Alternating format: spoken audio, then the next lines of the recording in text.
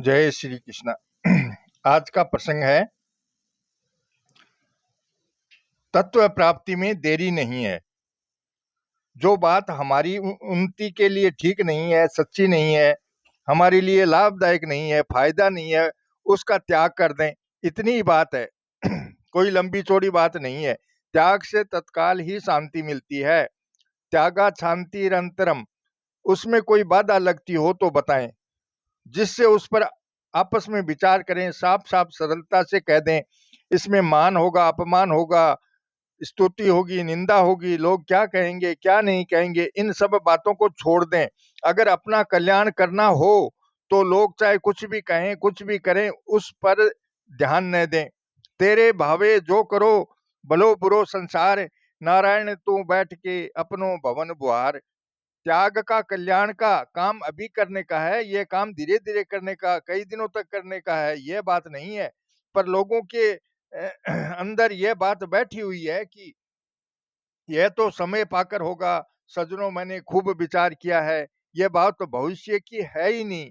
भविष्य की बात वह होती है जिसका निर्माण किया जाता है, जिसको बनाना पड़ता है। निर्माण करने में टाइम लगता है, परंतु जो चीज पहले से ही है उसमें टाइम नहीं लगता, वह तत्काल सिद्ध होती है। अतः जो बात हमारी जानकारी में झूठी है, झूठ है, ठीक नहीं है, लाभदायक नहीं है, उसका त्याग कर देना है। बस जो त्याग होता है वह तत्काल होता है। त्याग धीरे धीरे नहीं होता और ग्रहण भी धीरे धीरे नहीं होता। भगवान ने कहा है, नाश तो विदते भाव, ना भाव विदते सतः।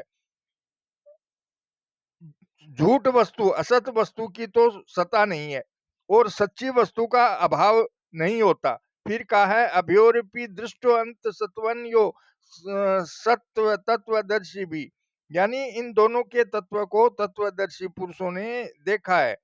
देखा है ऐसा कहा है, किया है ऐसा नहीं कहा है। करने में देरी लगती है, देखने में देरी नहीं लगती। अगर देरी लगती है, समय लगता है, तो आपने देखना पसंद नहीं किया है, करना पसंद किया है। ज्ञान है, भक्ति है, योग है, ये तत्काल सिद्ध होते हैं।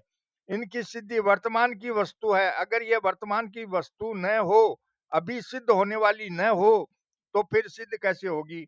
इसका निर्माण करना नहीं है, बनाना नहीं है, कहीं से लाना नहीं है, कहीं ले जाना नहीं है, इसमें कोई परिवर्तन बदलाव करना नहीं है। फिर इसमें समय समय की क्या जरूरत है, इस पर विचार कर लें। श्रोता कहते हैं, महाराज जी, हम लोगों में ऐसा भाव बैठा है कि महाराज जी में तो त्याग वैराग्य था, साधना थी, उससे अंतःकरण शुद्ध हो गया तो चटपट काम हो गया। हम लोगों का अंतःकरण शुद्ध है नहीं, इसलिए यह बात हमारे भीतर बैठती नहीं। स्वामी जी कहते हैं, आपकी यह बात बिल्कुल झूठ है।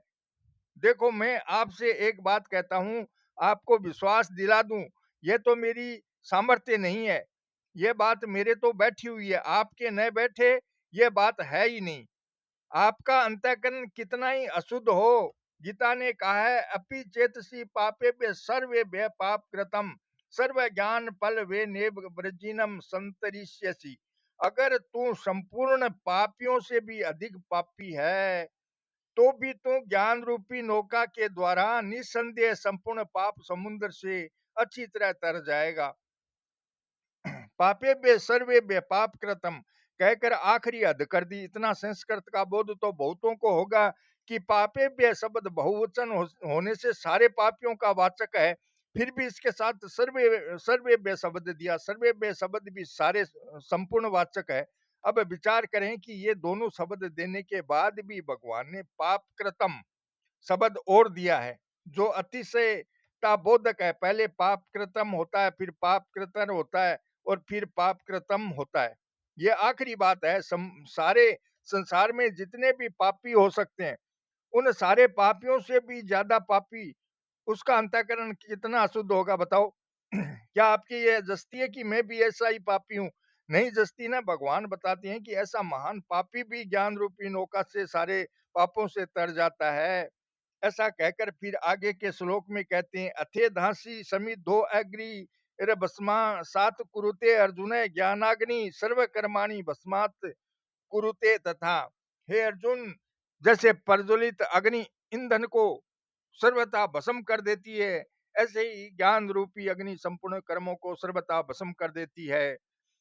बहुत भभकती हुई जोरदार आग हो, मामूली आग नहीं, उसके लिए समिद्धि अग्नि शब्द दिए। अग्नि शब्द एक वचन है, उसके साथ बहुवचन शब्द एधासी ईंधन दिया। शब्द के लिए भस्मसात शब्द कहा। भस्मसात का अर्थ होता है सर्वथा भस्म कर दे, उसकी राख भी न बचे। इस तरह ज्ञान रूपी अग्नि सारे पापों को भस्मसात कर देती है। पहले कहा कि ज्ञान रूपी नौका से सारे पाप समुद्र से तर जाएगा, और दूसरा दृष्टांत इसलिए दिया कि समुद्र से तरने पर समुद्र का अभाव नहीं होता, समुद्र रह जाता है। उस रह जाने के संदेह को मिटाने के लिए दूसरा दृष्टांत दिया कि ज्ञान रूपी अग्नि से सारे पापों का सर्वदा नाश हो जाता है, कोई पाप बाकी नहीं रहता।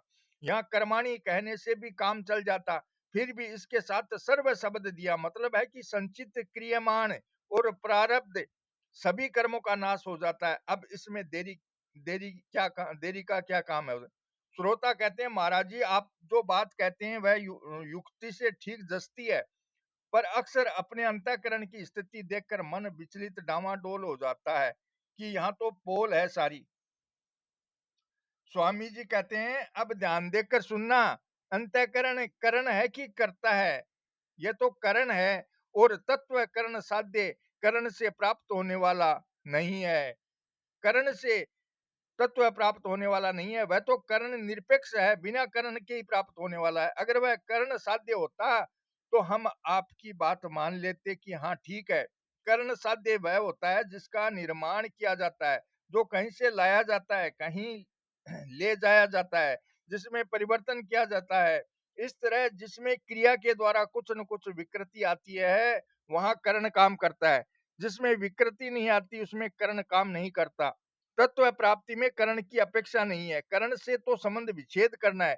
अरे भाई, जिसको छोड़ना है उसको शुद्ध और अशुद्ध क्या करना, शुद्ध है तो छोड़ दो, छोड़ दिया, अशुद्ध है तो छोड़ दिया। श्रोता कहते हैं, महाराज जी सम दुख सुख है स्वस्थ है, अद्वेष्टा सर्वभूता नाम आदि लक्षण दिखे तब मालूम दे कि अंतःकरण शुद्ध हुआ है। वैसे लक्षण दिखे नहीं तो यही दिखता है कि कुछ नहीं हुआ। स्वामी जी कहते हैं, देखो मैंने कल रात भी कहा था और अब भी कहता हूं, यह तो आपको विश्वास है कि मैं आपको धोखा नहीं देता हूं। श्रोता कहते हैं, हाँ विश्वास है। स्वामी जी कहते हैं, तो मैं आपको कहता हूं कि आप भले ही कितने ही पापी हो, बड़े भारी पापी हो, पर अभी बोध हो सकता है। यह बात केवल मेरे लिए नहीं है, मेरे लिए होती तो आपको क्यों कहता। आपके लिए, मेरे लिए, दोनों के लिए यह बात है। हमारे पापों का कितना ही बड़ा दर्जा हो, कितनी बड़ी पापों की डिग्री हो, इससे कोई मतलब नहीं, सभी पाप भस्मसात हो जाते हैं। श्रोता कहते हैं, पाप की वासना भी उठती जाती है महाराज जी। स्वामी जी कहते हैं, पाप की वासना उठती है तो उठने दो, ये मेरी एक बात मान लो आप। पाप की मन में आए तो आने दो, खराब संकल्प आए तो आने दो, आप इससे डरो ही मत। इनकी कसौटी कसो ही मत, पाप टिक ही नहीं सकेंगे, भस्म हो जाएंगे अपने आप। पाप कर्ण के ऊपर नहीं टिके हुए हैं, पाप कर्ता के ऊपर टिके हुए हैं। इसलिए कर्ण शुद्ध नहीं है, इसकी क्यों चिंता करते हो। आप कर्ता शुद्ध हो जाए तो कर्ण आपसे आप शुद्ध हो जाएगा। इस पर विचार करो कि कर्ता शुद्ध होने पर कर्ण अशुद्ध हो कैसे रहेगा। आप अगर ठीक हैं तो क्या कलम गलत लिखेगी? कलम तो कर्ण है और आप करता है। गीता ने अपि चेतसी, अगर तू ऐसा है यह कहा है, अगर कर्ण ऐसा है यह नहीं कहा है। आप इतने बैठे हैं, इनमें कोई भी ऐसा बिल्कुल नहीं मान सकता कि मैं तो संसार के सारे पापियों से भी अधिक पापी हूँ। एक नम्रता प्रदर्शन के लिए भले ही कह दो कि ऐसा पापी मैं हूँ। मोह सम कौन कुटिल खल कामी, परंतु आपके हृदय में जैसे तत्व प्राप्ति में देरी नहीं है, यह बात नहीं जचती। ऐसे ही हृदय में यह बात भी नहीं जचती होगी कि मैं सबसे अधिक पापी हूँ। कोई मान ही नहीं सकता कि महाराज सत्संग करते हैं, नाम जप करते हैं, पाप पाठ पूजन करते हैं, संध्या गायत्री करते हैं, कुछ न कुछ करते ही है, फिर ये कैसे मान लें कि हम सबसे अधिक पापी हैं। अगर ऐसा हो तो जलन पैदा हो जाएगी, जलन पैदा होगी तो तत्काल कल्याण हो जाएगा, देरी नहीं लगेगी। ये जो जलन है इसमें पापों का नाश करने की बहुत बड़ी शक्ति है। जय श्री कृष्ण। श्री कृष्ण गोविंद हरे मुरारे, हे नाथ नारायण वासुदेवा, श्री कृष्ण गोविंद हरे मुरारे। हे नाथ नारायण वासुदेवा, श्री कृष्ण गोविंद हरे मुरारी। हे नाथ नारायण वासुदेवा, श्री कृष्ण गोविंद हरे मुरारे। हे नाथ नारायण वासुदेवा। जय श्री कृष्णा। शेष भाग कल के सत्संग में।